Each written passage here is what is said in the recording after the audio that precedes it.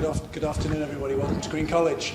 My name is Mark Vesey. I'm the principal of the college. I'm very pleased to welcome here, especially people who, for the first time, have broken through the invisible wall separating Green College from the rest of the UBC campus, and in fact, really from the rest of the world.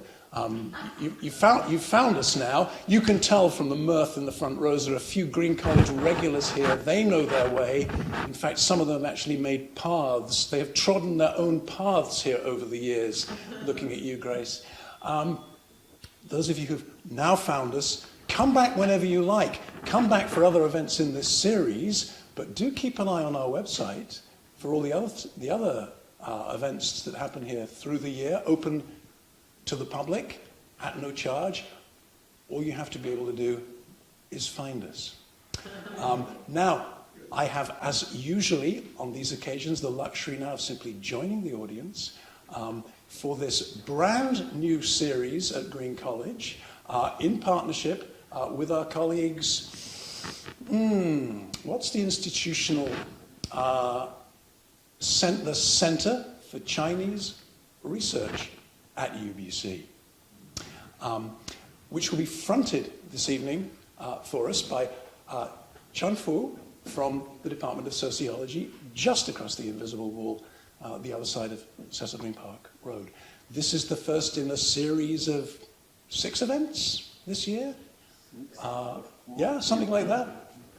4 to 6, several events at roughly monthly intervals. This term and next, there's a bright red flyer. Don't ask me why it's red. There are 2 bright red flyers out there on the notice board. One of them is for China Power, this series. That gives hints of when the other events are. It's all at the website, in any case. I've gone on long enough. I'm going to hand the talking stick over to Chun Fu in just a moment. He will moderate the session, including the question and answer period, which will begin as soon as our distinguished speaker is ready to take questions. And then when you're all ready, we'll go across to the house next door, the big house, where there'll be a reception, and the conversation can carry on more informally there, and some of you will then be having dinner. So here's to making an evening of it at Green College. Thank you for coming. Thank you, Chun Fu. Over to you. Okay.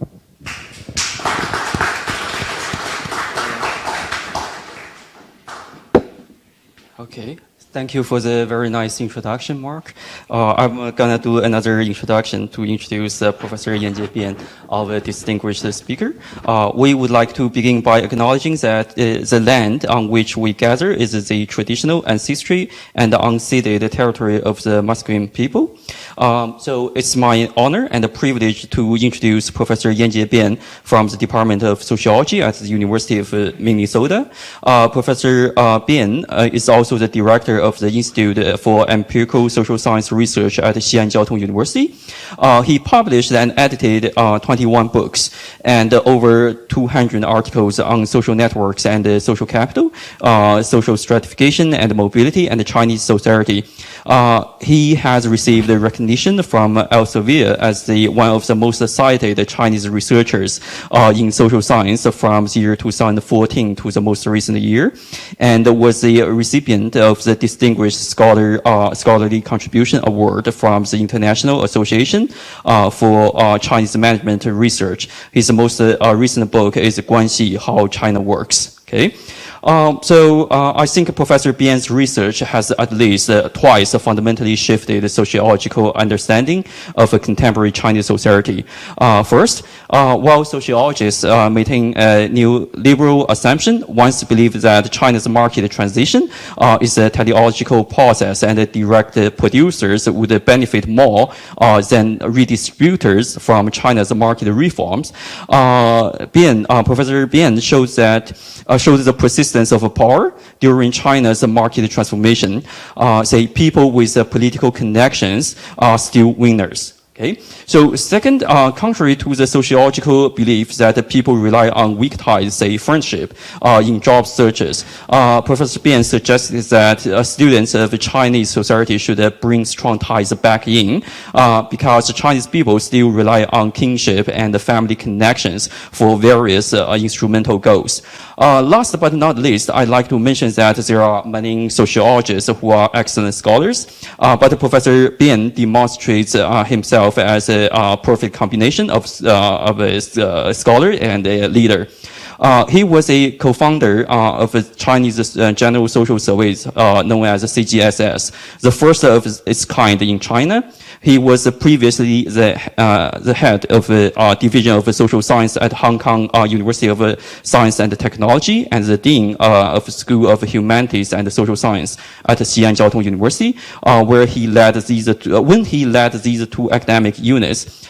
He almost single-handedly pushed their research capacity to a whole new level. Okay, so without further ado, let's welcome our distinguished speaker, Professor Yanjie Bian, to give us the first talk of the China Power lecture series entitled Macro Institutional Change and the Guanxi Dynamics in China.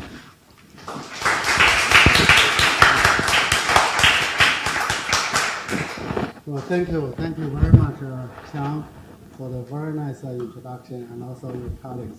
And also my thanks go to a Green College and a Center for Chinese Research here at UBC. Not until now did I realize that I'm the ever first speaker for this whole series. When I saw this China Power, I wondered what I'm going to talk about. Particularly at this time that some of the things really are arising unexpectedly, that when China is really on the rise and people in the state and around the world wonder about what it really means to the Western world. And I think that will be a mixed message. But what I'm going to be talking about today is a one book chapter. I just realized that your colleague here actually contributed a chapter to that book as well. Steve McDonald's, a very excellent researcher on social capital, along with his colleagues, added a book about something about the social capital and inequality. And I was invited to contribute to the last chapter, the chapter that he asked me to really talk about macro institutional change and social capital. And therefore, I did really keep that a long title, but I added a subtitle, thinking that the case of China for the dynamics of Guanxi. But I make it shorter now for this a talk, so that I'm going to spend a little bit more time on China, because this is really a China Power series. But I have to start with some of the things about a so-called institutional change, how that change in China might really alter a dynamics of Guanxi influence in China. My co-authors, Lei Zhang and Wang actually are a former student of mine, PhD student, one from Minnesota, the other from Xi'an Jiaotong University in China.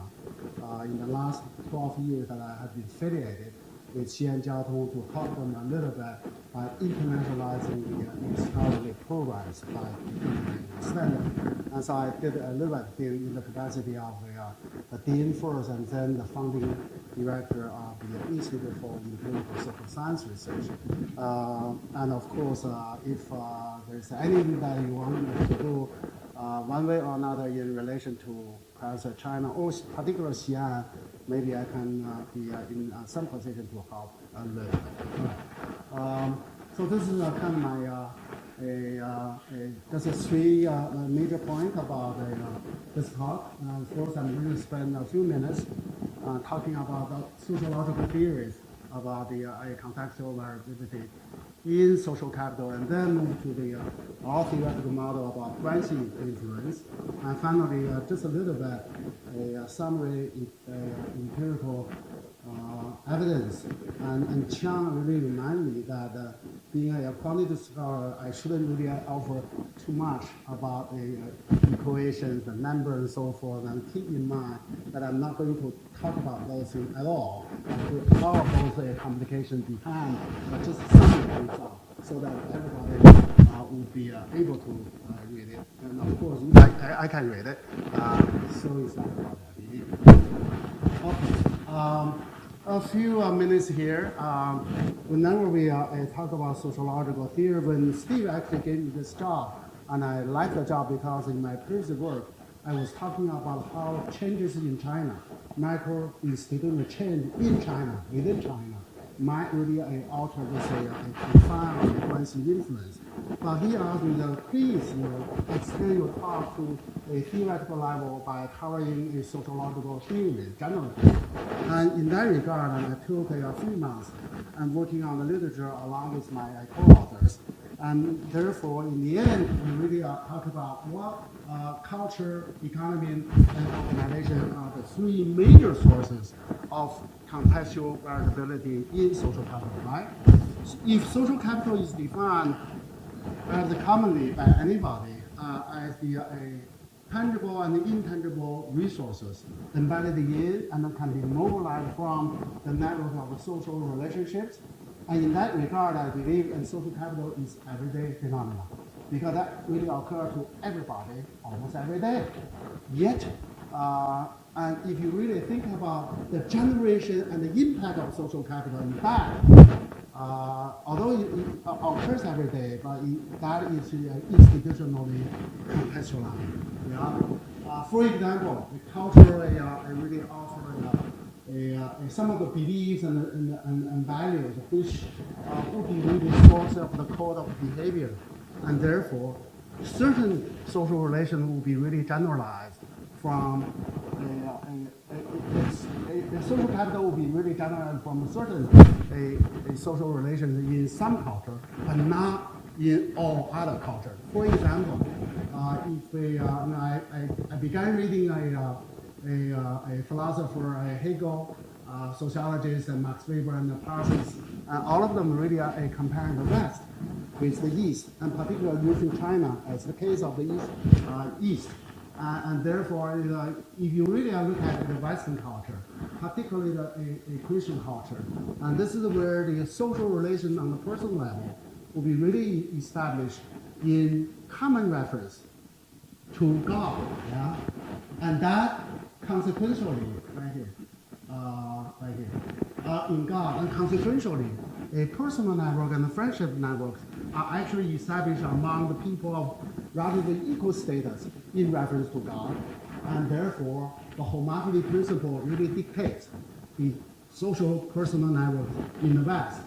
And therefore we can really have a sense about generalized trust in society, and therefore in the society at large, and we really recognize and honor this what Max Weber called us rational legal authority. And in that regard, one particular point that I like to draw attention to is there's a Nobel Prize winner, Kenneth Arrow, actually wrote in one of the articles in 1998, and he specifically said that in the West, when anything really established like that, and therefore the social capital will be the unintended consequences of social networking among the individual. All right, so I emphasize here it's unintended. That means that if you really want to build your personal network, forgetting the resources from the networks and deliberately, and therefore social capital will be impossible to be generated. So this is what I really am talking about. But if you really look at the East and using China as a focus of analysis, this is really a very different world about the social networking. And according to the Hegel, Weber, and Parsons, they believe that in the West that rise a universalism, whereas in the East and in China, under the Confucian culture, what we really saw is really the persistence of particularism.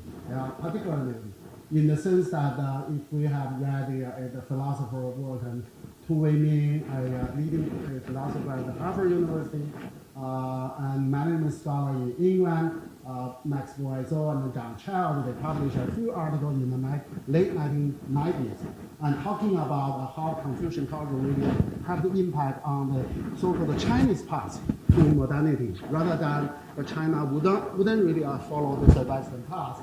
And particularly and most recently, the sociologist Andy Morder and Australian sociologist Jack Bartlett, and in their model about what they call the particular instrumental ties, and later on it's called instrumental particularism. And all of them actually really emphasize that when you really don't really establish this common relation with God, a common recognize, what you really have instead in Eastern culture, in particular in Chinese culture, is that people really respect ancestor of the family, and therefore they really model a personal network, a network of ongoing social relations after this family structure, and therefore social relations, particular close social relations, are one way or another really a family-like, and what we call pseudo family tie, pseudo kin tie, and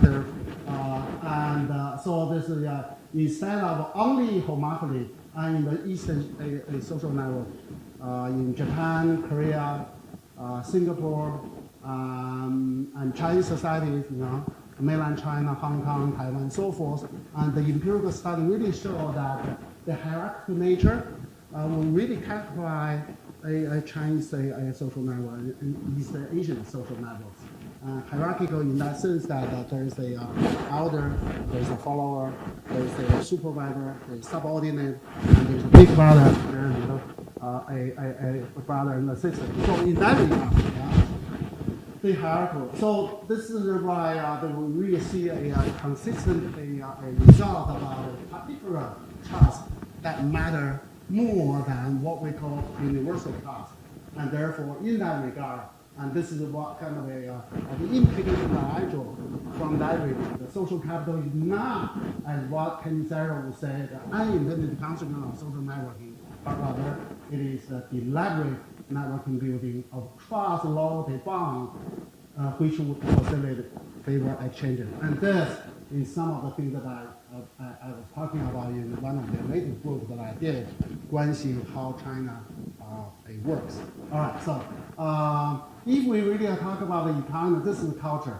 If we talk about economy, and I believe that the opportunity and the constraint of different kind of a type of economy might be really contextualized how the social capital could be really generated. For example, there will be really a high degree of a generation of social capital in informal economy as in contrast to a formal economy, the knowledge economy and the so-called social economy as compared to other types of economy. And this is what we actually review in that chapter, the draft we just submitted to Steve on October 1st. Right? Yeah. Organization-wise, this is the organization is really the field of social capital generation and utilization, a point that was made by Mario Small, who actually added one of the big books on personal networks, which that I also contribute a chapter along with my advisor Yanjie on social capital. But in some other article that I did with D. Tomaso, a sociologist working in New Jersey, in the B school there, we really have this model and seeing that comparing China and USA, particularism might really work to some extent, but the quality difference between China and USA might be that in China, what we call really a personalized particularism, or what we call the pre-module particularism, whereas in USA, the particularism might be in the version of what is called generalized particularism. So generalized particularism is that we really do a favor to each other, but for the goal that will be identified with the collectivity to which you belong, whereas a pre-module particularly is really on the personal level, you and me, so it's really actor-oriented. Anyway, so the summary result here is that if we do really compare the cultural differences between Chinese culture and Western culture, this is some of the findings that we really draw from other researchers. Yeah, for example, the International Social Survey Program generate a newly social capital and social resource data in 2017, and my colleagues analyzed data source and finding that the common measured a social engagement, a lot of measures that we summarize, social engagement is much higher in the West and in Christian culture than in East Asian culture. Multiple data sets, about 45 countries really contribute the same data model. And also we found that Wikipedia are more more frequently really mobilized among people in the West than in the East, whereas in China, a strong tie rather than Wikipedia are more frequently really available. Finally, one funding from Ron Bird, one of the leading sociology on social capital and social networks, really did this study comparing China, Europe, and America. And he used really the same theoretical definition of Guanxi. The Chinese Guanxi defined as a high trust ties that are independent of the surrounding structural embedding. That is that you and I really have a very high level of trust personally, and that trust wouldn't be really changed by whatever the common people that we really know each other. And therefore, he used that and applied to China, and what he found is that the Chinese entrepreneurs on the probability of 70%, likely 70% of the Chinese entrepreneurs are quite likely to really rely on Guanxi tie to really build up their business and develop their business. And whereas in Europe and America, Guanxi definition does apply, but only to 10% of the people. A huge difference, 60% difference. So Guanxi, that kind of a phenomenon might really matter in all the cultures, but there's a huge difference between a Chinese culture and East Asian culture where a particular music really valued so strongly, whereas in some other culture is valued somewhat and by some people. All right, so this is really a whole thing really set up. The conclusion here is that contextual variability really matter, and therefore, in that regard, we can really talk about what happened to China. China in the last more than 40 years, and China actually opened up a door to the West, starting in 1978, 1979. And the one thing, there is really a market reform. Market was not really in China before 1978, and that's where that I grew up. For example, when I graduated from middle school, and I would like very much to go to a senior high school, but there was no opportunity for me to go because I was required or drafted by the state to be sent down from the urban setting to the countryside, where I spent 4.5 years. So at that time, there was no really a personal freedom to look for jobs. But the jobs, of course, would be assigned by the state allocators. But in that regard, when the market really opened up, some people really began wondering what would happen to this Guanxi influence. Before a market, the Guanxi influence was really the favor exchange relations with the officials who actually can allocate all sorts of resources and opportunities. And if you really don't establish this a strong tie connection with them, and then like me, you have to be sent down to the countryside. Or otherwise, you could really stay in the city, and for some of the positions, they might really secretly assign to you. All right. Anyway, so but if you really look at this literature from Mark Vanderbilt and Paul DiMaggio, Woody Paul and their work, and the network, of course, is really all the economic activities will be really embedded in the networks of ongoing social relations from Mark Vanderbilt. And also, this social relations will be really the foundation. Network forms will be really the foundation of a governance structure in all the organizations. And that implication here is that Guanxi persistence could be expected in China, no matter what happened in China.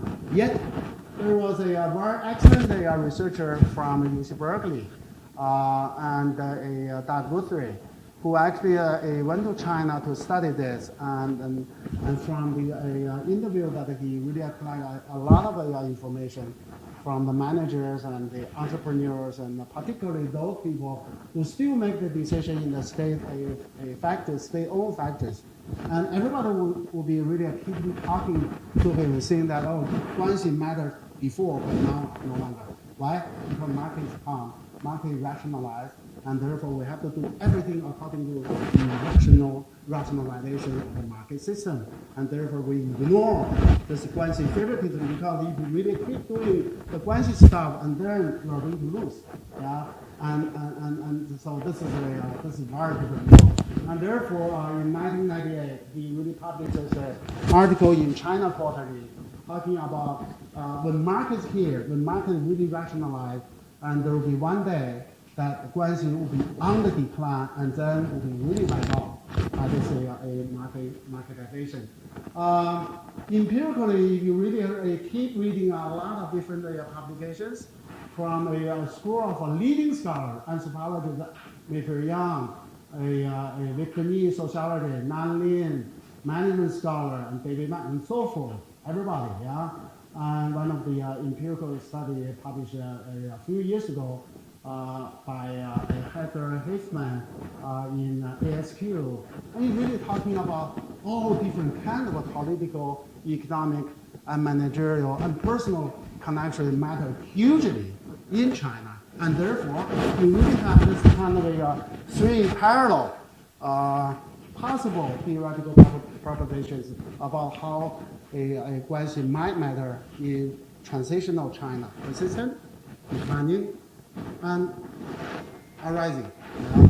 And therefore, and in this study that we did, we established a theoretical model to see if we can really generalize some of the things about how the Guanxi unit might be changing in this changing economic economies in China. And this is what we have been thinking about.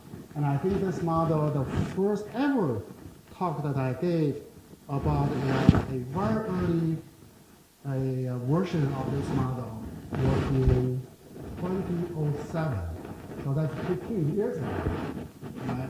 So, and since then, I keep collecting data to see if we really can really prove and confirm any of the hypotheses that will be derived from this model. So, very briefly, we are thinking about the two dimensions of the Chinese changing economy. One dimension, of course, is the increasing level of market competition.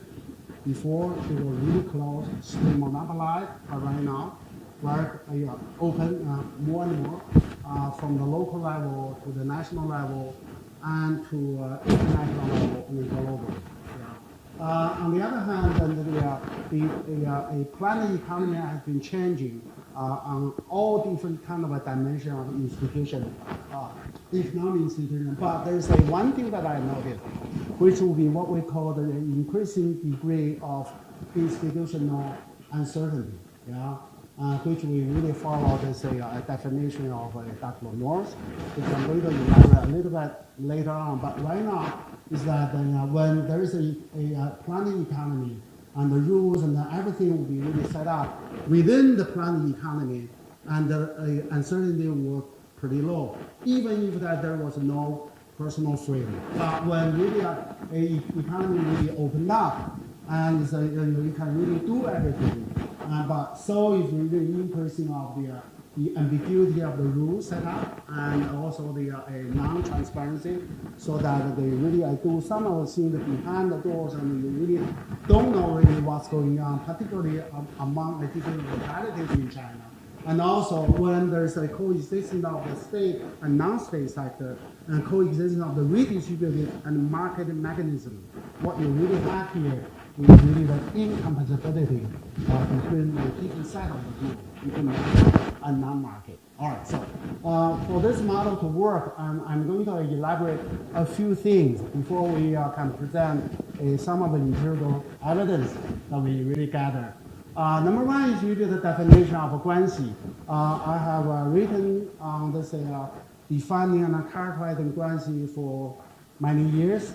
And basically, I would say that the Guanxi and kin is really the core of the Guanxi, and then the pseudo-kin. But Guanxi, of course, is really open to any other personalized relations. But here, key thing is really personalized. Yeah, but that personalized can really mobilize a multiple kind of resources. But each one of the resources will be really based on the sentiment and obligation built into this personal task. And if you really are serious about that personal task, the key word here is really the favorite change. Yeah. So there's a strengthening and mutual sentiment and obligation between the people tied by the Guanxi connection. All right. So-called Guanxi influence, it refers to a kind of resources that you generate from the Guanxi connections. And whenever that is really possible, then there will be two different kind of a meanings. Yeah, the positive meaning and the negative meaning. On the bright side, we do know that information, a task-specific advice, and all other resources that you can really mobilize from Guanxi, that will be really a facilitating a purposeful action for individual. But on the other side, the dark side of this, you really the Guanxi connection will help those people to avoid certain kind of competition by lowering a certain standard, manipulating some of the procedures behind the scenes, and also generating a whole range of illicit or corrupt behavior. And in the last 10 years, under Xi Jinping's administration, and the anti-official corruption has been really the official campaign, which really opened up a lot of different case studies, which I don't want to touch on too much now. If we really follow this definition and defining a characters of the Guanxi influence, and we began thinking about there's a more than 2,000 years of Confucianism, in China, and also under that Confucianism, there has been systematic evidence about how persistent there will be about the Guanxi connection. And then, in that regard, and one of my former students, Miao Xiaolei and I, published a Chinese data influenced by this concept, a produced concept of habitus. We actually developed 6 different types of a Guanxi-oriented habitus. Habitus number 1 here is that you, among all different types, you prioritize your kin connections, familial connections, and you really favor these strong ties over weak ties. You really develop a multiplex ties based on any kind of a personal connections, and you personalize those ties through faith work ethics, the faith, Chinese means. And the number 5 is that you try to mobilize a different kind of resource from all different types, from the principles of the reciprocity and favor exchange in the family.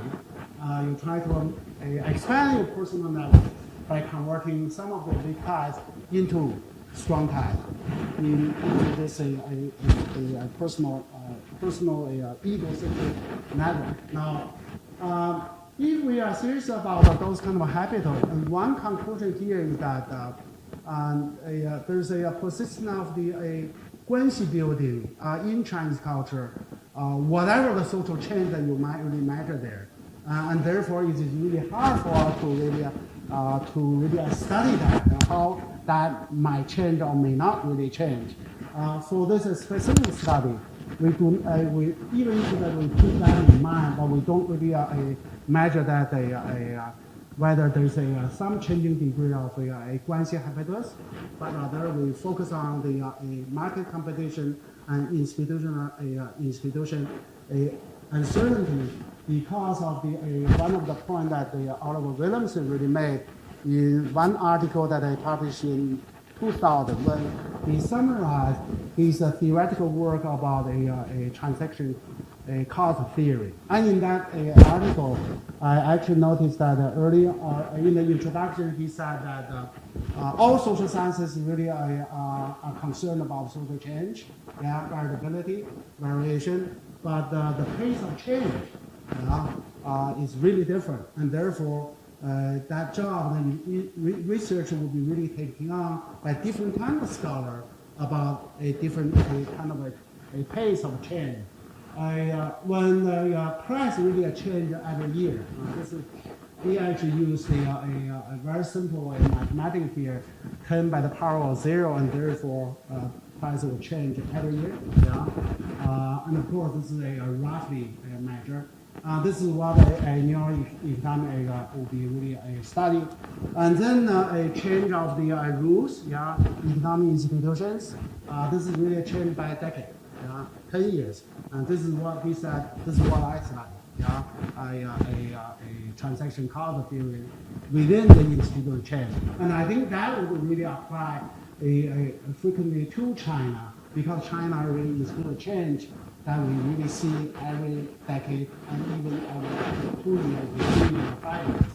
And thirdly, he said that sociology really I want to study the pattern of social behavior, and that will change. That won't change until several decades. Yeah, this is what he said. 100 years, a century. I think the century, that is really a long time. But we do know that in sociology there is a model called a social mobility model, or the model of a racism, yeah, racial behavior, and that changed by generations. Yeah, the older generation and compared to younger generation, still the younger generation. So that really consciousness and the perceptions and the pattern of behavior about racism really changed by a generation. So this is what he said. And finally, cultural change. This is what we really talk about the habitus, yeah, beliefs and values about Guanxi. And he said that changed by 1,000 years. Yeah, that's what anthropologists really study. So using that wisdom, we say, all right, so let's focus on this, yeah, institutions and that, yeah, market competition change rather than the culture. So that in this model, we really first talk about this uncertainty. Now, uncertainty comes from two scholars, two economic scholars. One is called economic uncertainty, which Frank Snyder refers to those behavior that is really unmeasurable, uncodifiable, and non-quantifiable, and therefore there will be uncertain future of a certain economic action that you might really take. The second, we really follow this definition from Dr. North, who actually raised the concept of institutional uncertainty when there's economic rules and operational regulations would really set up in the way that has a characterization of the ambiguity, unclear, abstract, and not really specific, or non-transparent. Some of the rules really set up behind the doors and really opened up. This is exactly what actually happened to China, which we will review later on today. And also the incompatibility between the rules. And that really gave China and I think that is a concept of institutional uncertainty, really gave us some of the theoretical clues about how we understand the changing situation of Chinese reform. Now, if you really have any empirical knowledge about what happened early on in China, that was when Mao passed away in 1976. 2 years later, and Deng Xiaoping came to this permanent leadership position, and so the number one guy, and who really can really decide. And his vision, of course, really opened up China by moving some of the planning economy and replace it with a market economy. But it was very hard to do it because there is a political ideology that a market economy or privatization is really the enemy of communism, correct? And therefore, what I think Xiaoping did was really taking this very practical approach, saying that let's do it, do something that really help the economy, do something so that people can earn the money and increases their living standard, and do something so that we can get rid of some of the poverties, yeah. And therefore, he really push this approach, which I characterize into 3 strategies. Yeah? Strategy number 1 is reform without design. Don't say it. Yeah, just do it. And that way, this is what the Chinese say, 摸着石头过河. That is that when you cross the river, you really touch the stone and cross the river. And that river can, of course, be from plants. market. Yeah, and that market, of course, people will say this is capitalism. Don't say it. Yeah, but that, of course, you really what creating here is that not only that you create a lot of opportunity for a market activity to emerge, but at the same time, you really have this institutional building very much like behind emerging market activity, and therefore creating this what Dr. Lenore say non-transparency. Yeah, non-transparent. So if you visit China in the 1980s, when I was there, we very much know that there's a political wisdom, and that just to do it, yeah, and without really saying it, because when you're saying it, that's really an capitalism. And the leftists politicians and ideologists will say that, hey, this is the capitalism. This is what we have been really against. The whole Communist Revolution was in the making to really against this. And now you really open up. Invite foreigners and investment and so forth. This is everything that we were against in the making of the Communist Revolution. But, of course, and this really is so. Reform without the defense. The second tactic, the second strategy is what we call the trial and error tactics. In Chinese, the 试点先行, so that you really spot some locations. That's where the officials, central officials, and particularly regional and local officials would like to do the reform, would like to follow this reform without a design, and therefore. And that, of course, really opened up Shenzhen and Zhuhai and the 4 coastal localities that was really opened up to the west, and Fujian and so forth. And when that really happened, of course, it created a lot of market activity. Yet, at the same time, this is really opened up for local responses and action to be taken on their own power and interest, and so that the rule which should be generalized, but no, it's really locality specific. Yeah, and you learn it from locality. You don't want to learn it, that's okay. But if you learn it, the locality. When you really learn that rule and move it to your own locality, you have to be really locality specific. That, I believe, really generates some institutional ambiguity. Yeah, so you interpret it this way, he interpret that way, I would interpret it in a different way, is really not a lot of a debate. Finally, this is a good thing for market reform. But at the same time, what I'm saying that is also create some of the things that what we call institutional uncertainty. Yeah. Thirdly, yeah, this is really a piecemeal gradual reform. Remember what actually some of the American economists were invited to really help the Russia, Soviet Union then, and the Eastern Bloc, to really get reform, what we call today shock theory. Yeah, change the paradigm within in a matter of days, weeks, or perhaps a few months. China under Deng Xiaoping approach, this approach, gradual reform. Yeah, you really do certain things the market way in certain locality. Not in some other locality. But when you really succeed at the measure of economic growth, generation GDP, and then a lot of money will be generated, people are really happy about it. And then they say, hey, this succeeds. Let's really apply everything that is really successful in certain localities to all other localities. This is what is really the piecemeal and gradual, and therefore for a long time, even now, there's a coexistence of market, which is new, emerging, and non-market, which is all very powerful state sector. Yeah, this is a 1998 institutional change, institutional reform, and phrase in one slogan called "grab the big, release the small." Yeah, so that you really restructure some of the giant state-owned factories, enterprises into business groups. But that we really have still continue to have monopoly status in the industry of strategic importance, and therefore the mobile phone and all the strategic resources will be really monopolized by the state sector. Although that state sector shrink quickly, whereas at the same time we really open up this market for the competition.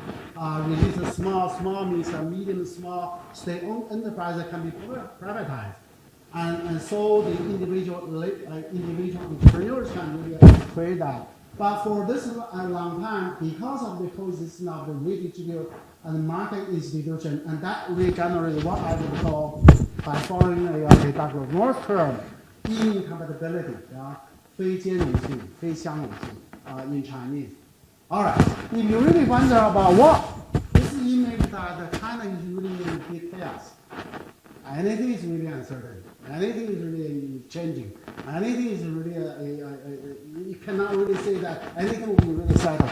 Well, China indeed have their own institution inertia, so that every 5 years, and they can really officialize or legitimize certain things that really did successfully in the past 5 years. And this is the platform of what we call, there's a Communist Party, CCP, the Chinese Communist Party Congress, which will be held every 5 years. The newest Congress of the Communist Party will be held this weekend, October the 16th. And people, of course, look forward to this new opportunity to see who is going to be the #1 guy to rule China, which we do know now Xi Jinping is going to continue as the permanent leader. That is quite certain, perhaps no uncertainty at all. Good news and bad news. Bad news. So this is really what actually happened. Am I need to speed up? Yeah. What is the time? All right. Okay. Let's do this. I started at 5, so I'll finish within 10 minutes. Reform, of course, is really a growth generated, which I really described. That the competition really increased from within. That's what is called inside. That inside state sector, inside the private economy, and moving some of the marketing into it. And also there's informal competition at a certain period. That's before a mid-1980s. And later on, the market will be open, so local competition and regional and national competition. And after 1998, there will be a national competition because the property rights reform was pretty successful in that phrase of grab the big, release the small. So right now, the private economy, private sector in China really cover what they call 5, 6, 7, 8, 9. Let me see. 5 means that they contribute at least over 50% of the state tax. 6 is I forgot what 6 means. 7 means that they contribute 70% of technological innovations to China each year. 8 means that they cover 80% of urban jobs. And 9 means that among all new jobs each year, they created 90% come from the private sector. So this is really really great. So this is but right now we do know that after Xi Jinping became the #1 of China, there is what we call in Chinese 国进民退. That means that the strengthening the state sector, and perhaps some of the things really occurring there to weaken the private sector, and particularly those the giant private enterprises that might really monopolize certain industries, and which the state, of course, fear that the state will really lose the power, lose the control. Anyway, so this is really in that regard, we do know that the market competition has been on the rise in China, and now revisit this model very quickly. So we cover this one, and we cover that one. And therefore, let's look at the 4 hypotheses that we really think that. So when really there's a low degree of institutional uncertainty, but also low of market competition, that's before reform. And now, before Deng Xiaoping became the #1. And I believe that there will be a lowest degree of Guanxi influence because there's no room. There's a rather small room for personalized relation to matter, for flowing the information, for building the personal trust, and so forth. Yeah, when institutional uncertainty increased, that really opened up a lot of different things, and therefore personal connection matter for information flowing, trust building, and anything else. And when this competition really increase, and so is increase of what we call the comparative advantage and social capital, personal connections really one of the personal advantage. Finally, early thought that I have is that when China actually was entering a WTO in December of 2001, which China was given 5-year trial period, and after 2005 is formal, and I thought that era, yeah, those years, and would be very much that China would really follow the WTO regulations so that institutional uncertainty will be dropped, yeah, will be decreased because of WTO. Yet, there are two things that occurred here. Number one, WTO could not really reach every places in China. Only certain localities, particularly on the east, and certain industries. Yeah, that's number one. Number two, and I say this in front of my countrymen from China, and Chinese people really, one way or another, really do something, say something on the table, do something behind differently. You understand what I'm saying? Yeah? And therefore, when China actually entered the WTO on the table, they really followed a regulatory course. But a lot of things in behind, and therefore new economic activity emerged, still under a certain degree of institutional uncertainty, which I really characterize here. And therefore, for relatively a long time, perhaps the space for Guanxi to be influential perhaps is still there. Yeah? The institutional uncertainty perhaps is still retained, even if China entered the WTO. Yet, I believe that when the anti-corruption really came after 2012, and this really concerned the hands of the officials, and which really is one of the sources of the Guanxi matter. But anyway, so this is really the general part. Now, let's say I spend a few minutes on empirical evidence.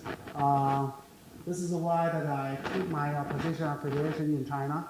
Yeah, since 1999, the time that I got my last Hong Kong grant for multi-million grant that I used the money to cross the border and collect data in China. And after that, more and more the research money will be really generated within China rather than from outside, because you have money in Hong Kong or USA. They say, hey, China rich enough, get money there, don't really ask you to get money. So that's why that I have this affiliation, which gave me a position to really lead a research group to do some new data collection. So I did a multiple survey projects in multiple cities, and so the Chinese GSS and 2003 and 2008 and multiple data all combined together really gave us a very nice historical view of what actually going on here. So let's look at this.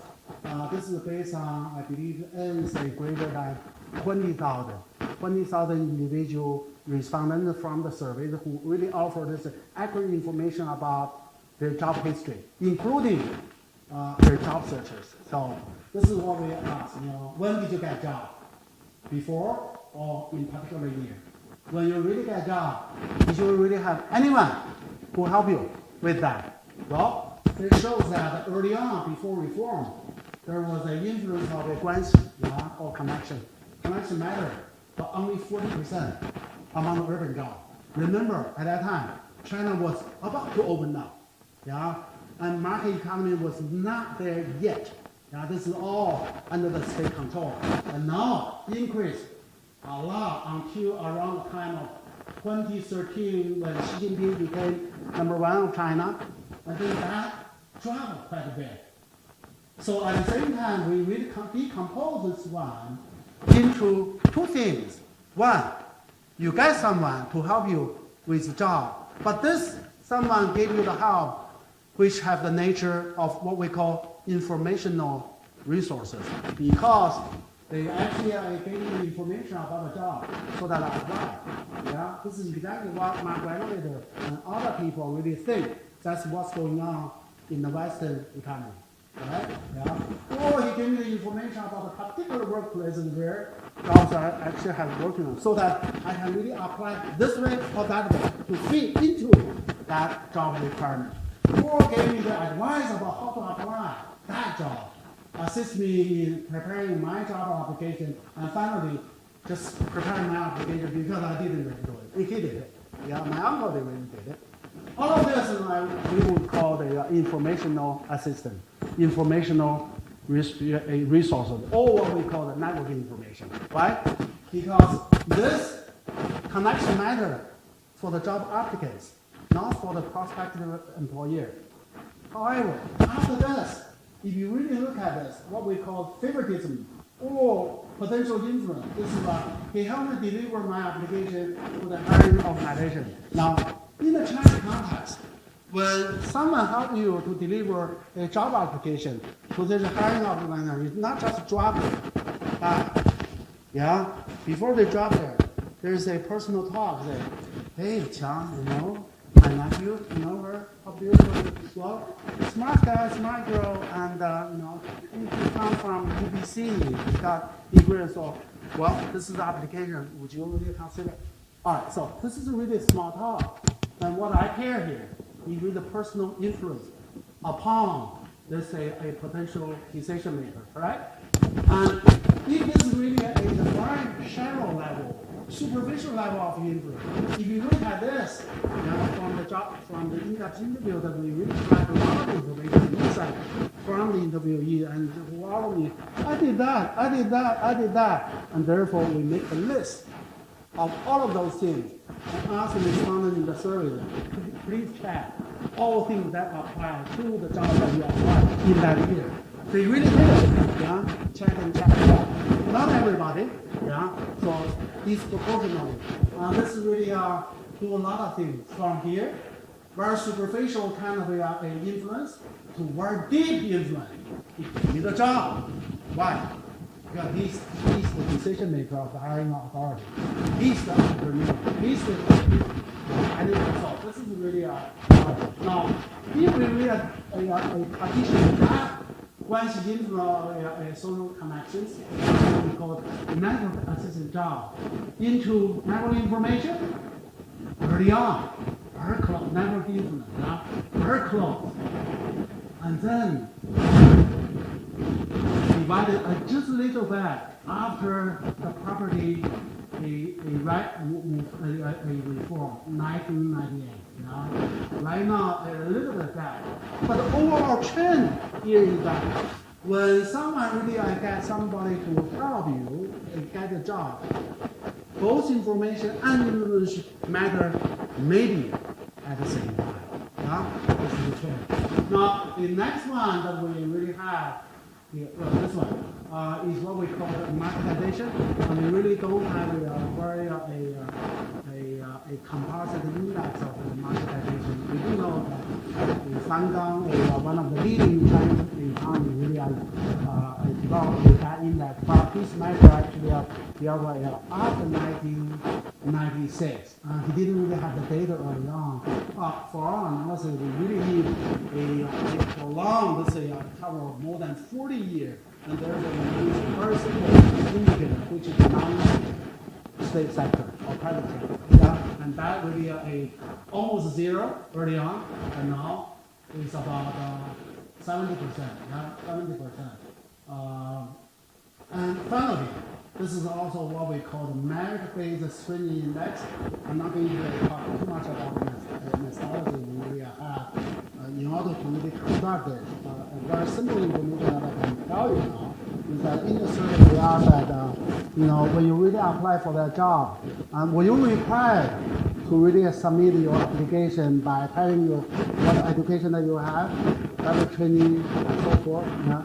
And did you really go through this written test in order to really pass this screening process? And were you really given a face-to-face interview? All of those come back what we call a merit screening. So early on, that was low, 10%.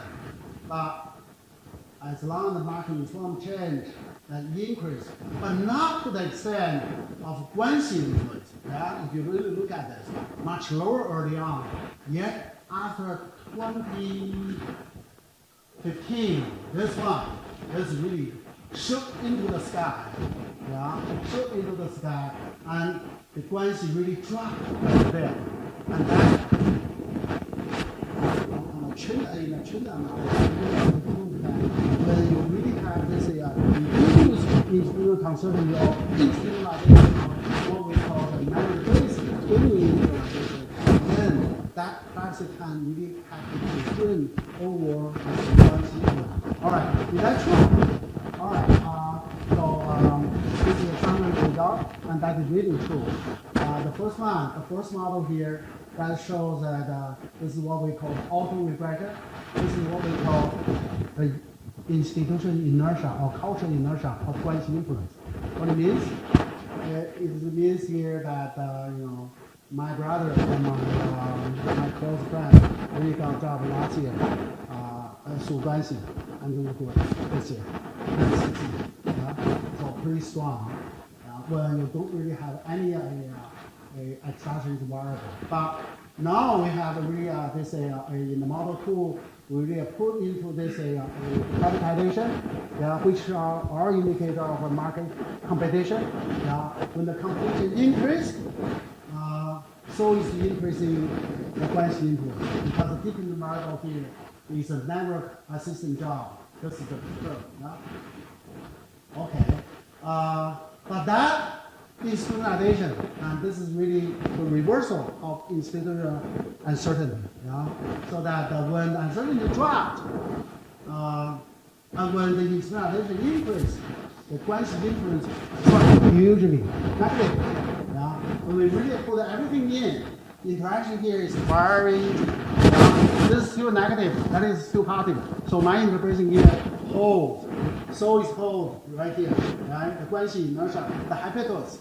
Remember the hypothesis that I was talking about? We cannot really measure directly, so that we really have this auto-regression coefficient. But this one is really, this is negative, meaning privatization or marketization in China is really double-edged sword. Directly open up a lot of opportunities for Guanxi influence. But it's so welcoming the institutionalization based on the merit screening, so that they really look at how good you are, so that before you can be really high. And this is that in the locality or year in which marketization really increased, so is the increase of this, and therefore negative coefficient. Negative, that is really a very nice result. Final result here. Remember this is a 2x2 model. So that we have two generalized theoretical propositions that when marketization increase, so is the increase of the Guanxi influence. And when the institutional uncertainty really increase, and this Guanxi influence also increase. And that is also really true for the panel 1. We really set up and we ask a survey respondent how competitive there would be at the time that when you apply that particular job. We should really have this official aggregate data about the job sector in which they really apply for a job. But of course, we didn't really have that data. Instead, what we have is really the individual assessment from the respondent about how competitive.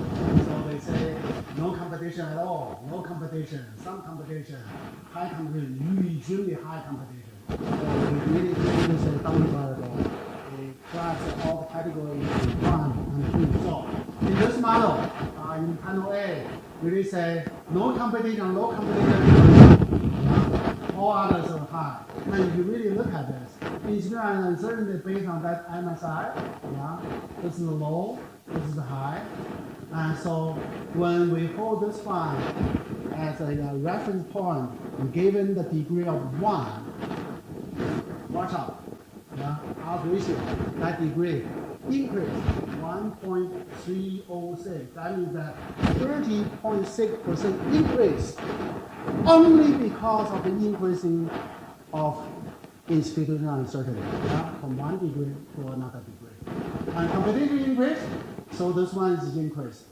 And when this is really dropped after the WTO, and after particularly anti-official corruption campaign in China, and this really lower down, but not really back to the original level.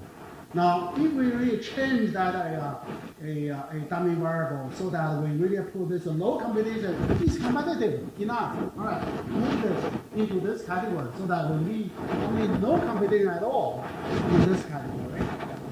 We shape this a frequency observation, but with no change of the theoretical logic. And this is really the same thing. Why? Increased by 45%. And this is really a twice as much this, and therefore drop. Overall, the data analysis actually confirms some of the theoretical ideas that we actually had at the very beginning. Number one, there's an increasing trend, probably increasing trend of Guanxi influence. That is really evident from our analysis. Second, if you really care about what exactly being flowed, exactly a result of being flowed by the Guanxi connections, well, mix both information and favorably based influence. This is what we saw. And finally, on the whole, we would say that Guanxi's influence is increased by marketization and privatization, but decreased by the MSI-based institutionalization. And that indicates that if you cannot really artificially control this degree of market competition, which is beyond human control, right? Yeah, that's market, what Karl Marx would say, the natural historical process. Yeah, the natural beyond human control. If you really want to artificially control it, and to be really disaster generated. Now, what we mean is that if you really want to really change this for how Guanxi influence matter, either positively or particularly negatively, and what you can do is really change this student life. In doing that, looking at the narrow-based index variables, and so that you can really change this way. The more general theoretical conclusion that we draw in order to satisfy Steve's requirement, talking about the contextualization of social capital, we say the Chinese selection created by social capital is indeed institutionally contextualized. The same type of positive action is really offered by macro-institutional change. The story from China, which we hope can really apply to all other economies. That would be for a lot of time, but still have some time for Q&A. All right, thank you very much.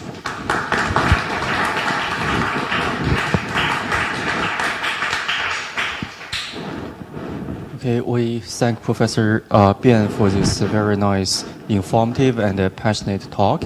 So any questions? The floor is open for questions. So any questions from the audience? Or because we are live streaming today's talk, I'm not sure whether there will be any questions from the remote participants as well. Okay.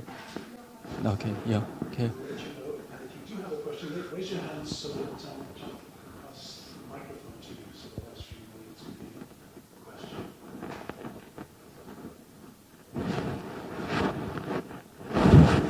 Maybe I could have a open up question for Professor Bian.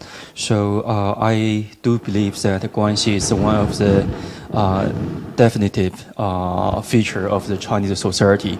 So should we understand it's like a Chinese version of Guanxi as a more extended or more enhanced version of social networks and social capital as versus these in the Western society, or it's like these would be like two different versions of Guanxi of social networks?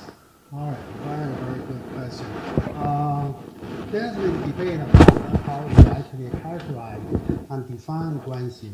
The broad definition of Guanxi is just any kind of a personal connection that you can really find in any of the cultures. So And I'm pretty sure that the human beings are sociable, and therefore a connection really matter.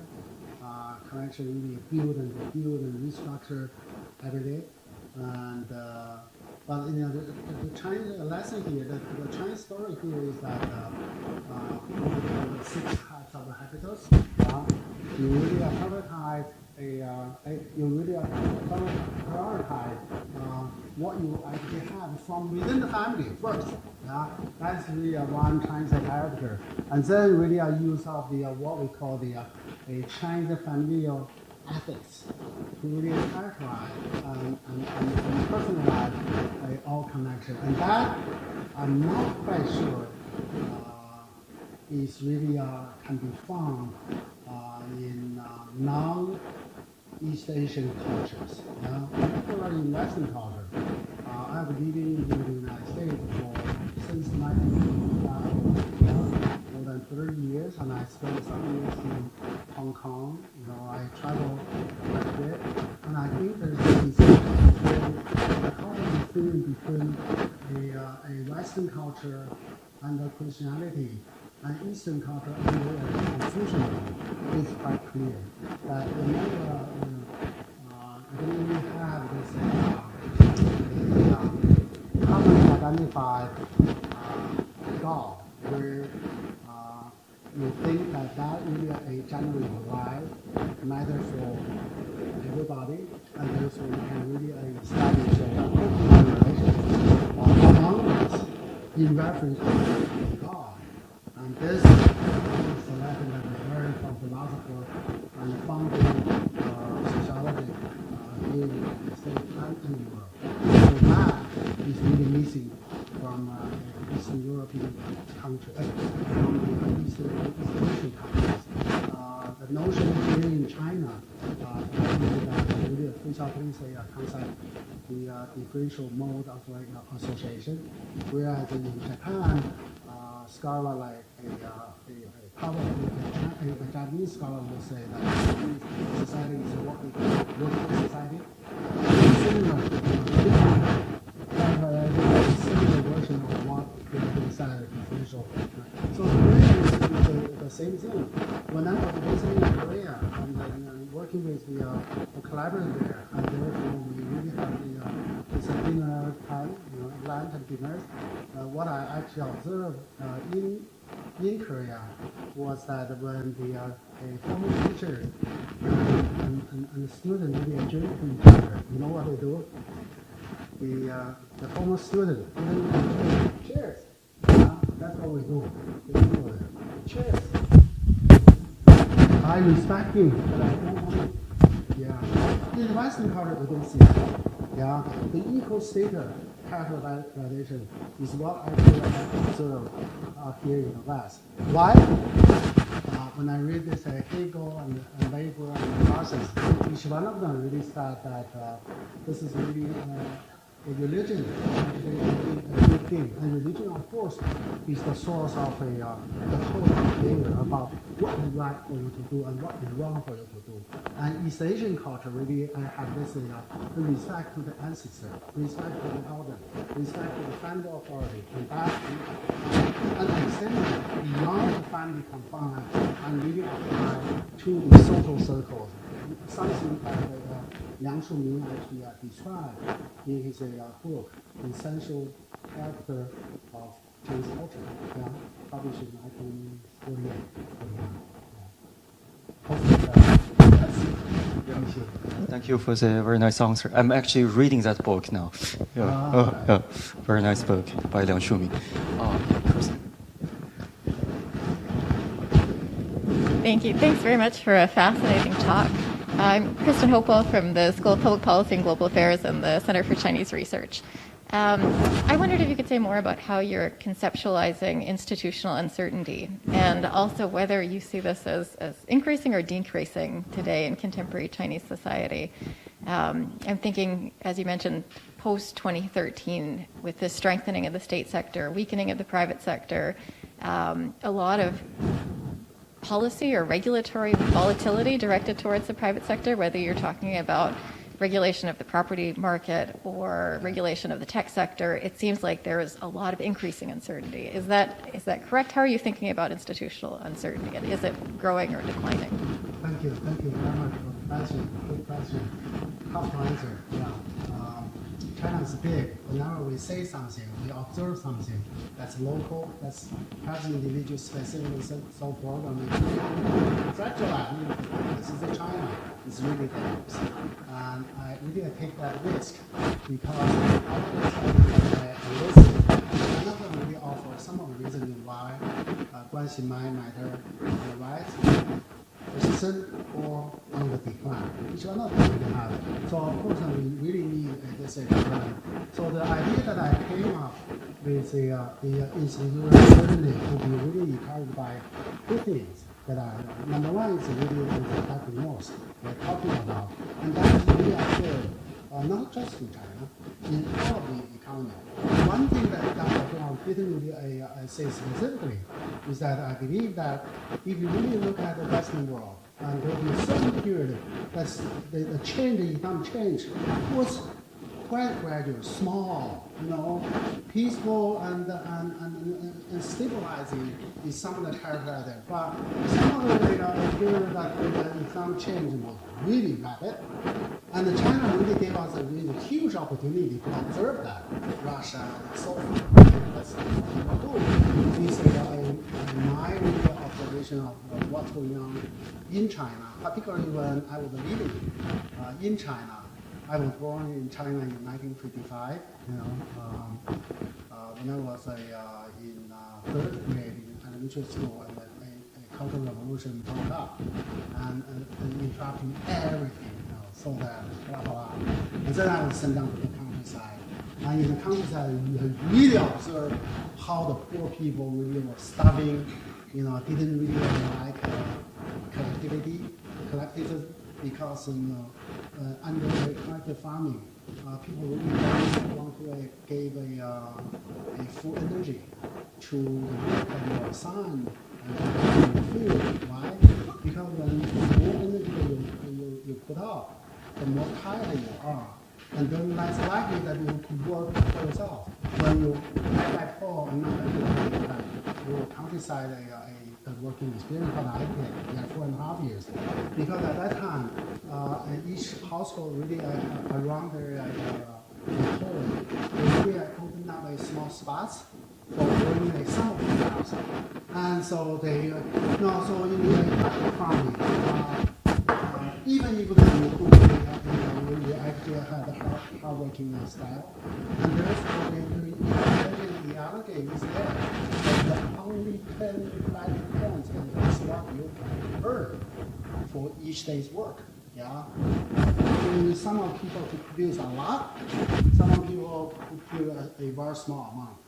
How would you measure that? I'll give you one. The key thing when there's no tractor and machinery and so forth in the contract, you use the good labor. How careful you can do by holding your hole, H-O-E, hole, to put the wheat. But the deeper that you can dig in, the better job that you can do, because the wheat can be really pulled out from the root. But this is where you have to really put the full energy. Well, of course you watch out around and you want to save that, and therefore you just do the superficial job.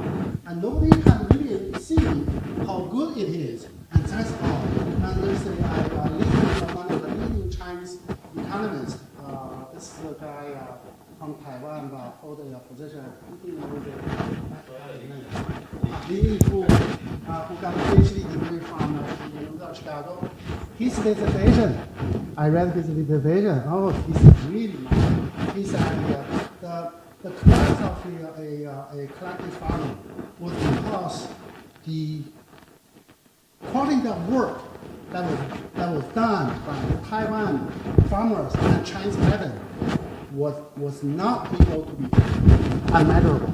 That is exactly. So when I read that, and then I keep reading this economic book, and they recognize the economic uncertainty, and also Dr. Paul's institutional uncertainty.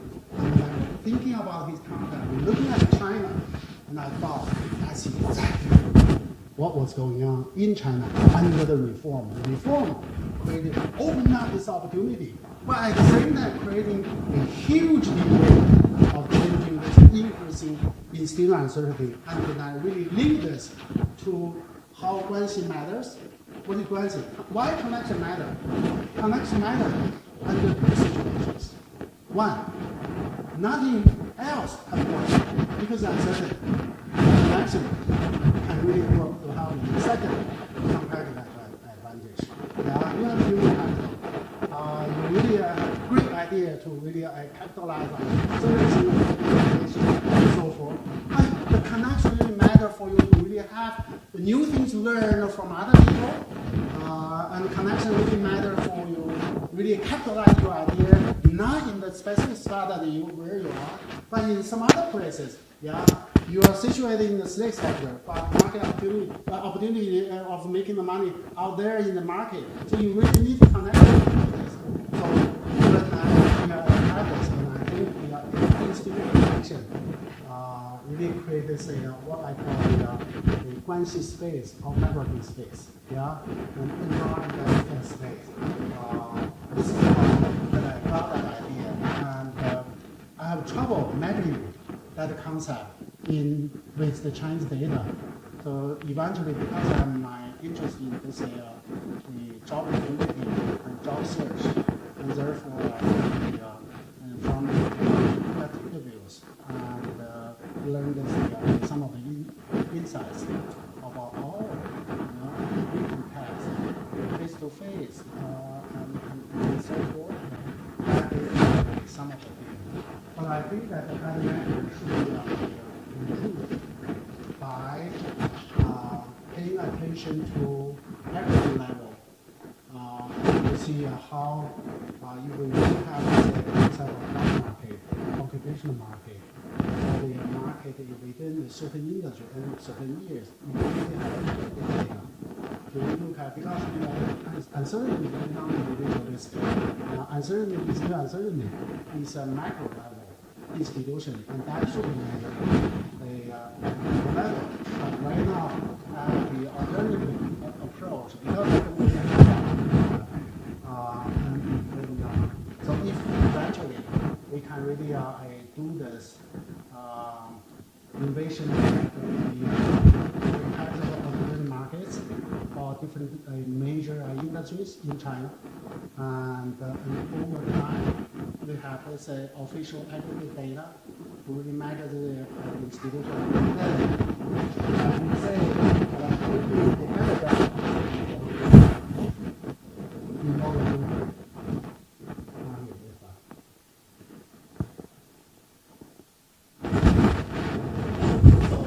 competition and also installation in the macro level rather than individual. Hopefully that's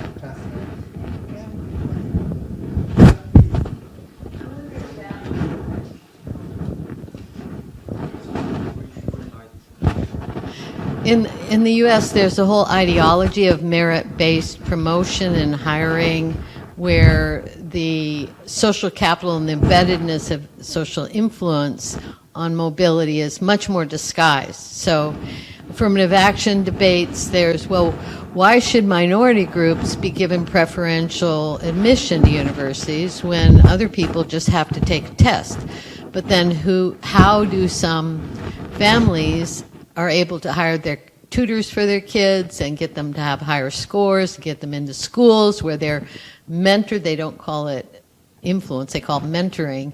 And I was wondering if there's a kind of ideology of merit that's prospered in China too, where many of the social inequalities are embedded in these other measures and are not as overtly recognized as this kind of influence. Excellent question. Marco's observation about what's going on here in Canada or in the United States as well, in Western. I very much I understand that for a long time, even under communism, technology that everybody likes. Yeah? You want someone to work with you, work for you, and work for the state or for entrepreneurs, and that person should be able to do the job that you already asked them to. And what is that? The capacity, competence, credentials, qualifications, all of these things really usually before market came to China, there was a recognition of a meritocracy. One in the other. The paradigm in reality at that time is what they call the virtuality. That means that the political loyalty we have to the nation, to the state, to the regime, and so on. Yeah, that would also come as I think in Chinese, red, political virtue. Zhuan is a professional credential or merit. But right now, I believe that title still really have some degree of applicability to current China now. But I believe that the connection oftentimes in two different ways. One is to supplement what the meritocracy could not really be measured directly or clearly, so that you need a sufficient information learned from the personal connections, from insider, so that to really work out that this guy is applying for really the one that we want to hire because you need to have the connection. That is some of the story that we need. What they are not theory implies here in the market society. The second is really what I call the replacement. Yeah, meritocracy will be replaced by this connection. Yeah, connection override because this is the son of the bureau chief. This is son of Xi, daughter of Xi. What we can do? It's occurring in China almost. Still about, and that replacement, of course, is something that we don't really hope will be something that we should observe. And my curve here is that is really going on in China. Yeah, and this is a meritocracy phase is really a increased trend. It really is. At the same time, I have to tell you one of my collaborators is a Nancy B. Tomaso. Let me find her. Right here. She published a book in 2013. The title was very interesting. It's called The American Non-Dilemma. Yeah, and the dilemma of the American culture here is that in front of the Constitution, in front of God, we are all equal. But black and white are not really in social reality. And therefore, there will be a discrimination based on race, based on gender, blah, blah, blah. Now, she really make that influence and collaborate all that line. In that interview, she's a policy researcher. What she found is that favoritism, what she called in-group favoritism. I help you because we are all white. I help you because we are all women, we are all men. And in 50, it's operating very strongly in American society, everywhere. And when I read her book, and then I kind of have a personal conversation with her, with my own style of Guanxi, and she criticized me, said, "Hey, Yanjie, you really don't know what's going on here in the United States. He said what's going on in the United States almost exactly what you observe in China. Guanxi, we call social capital. Sounds like neutral. No. Yeah. Old boy network. Old boy network, and he called it neutral. With all due respect, narrow to what they do not know. These are not unintended consequences. I'm sorry to butt in here, but to keep things on track for dinner, we are going to need to go to the reception at the moment. What we do, if there are students or even a any student in the room who maybe isn't coming to the reception but wants to get a question in now, take this opportunity. We don't want to close anybody out. Any question? Any questions from a student? We faculty can always butt in. Students, don't be shy.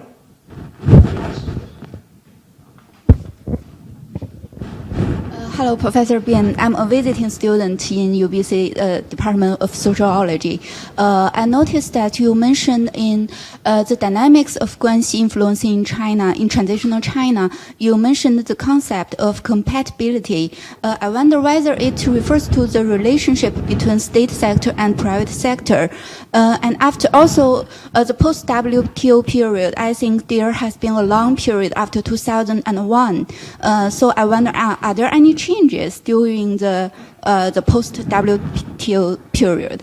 And I also think, especially after the COVID epidemic in China, I think the relationship between the state sector and the market sector, especially the real estate enterprises, has changed a lot. And also, a lot of local governments are rely on the real estate enterprises to create GDP. And also, I think the most important question in China we faced with is about whether the private sector, what responsibility the private sector take. So that's my question. Thank you.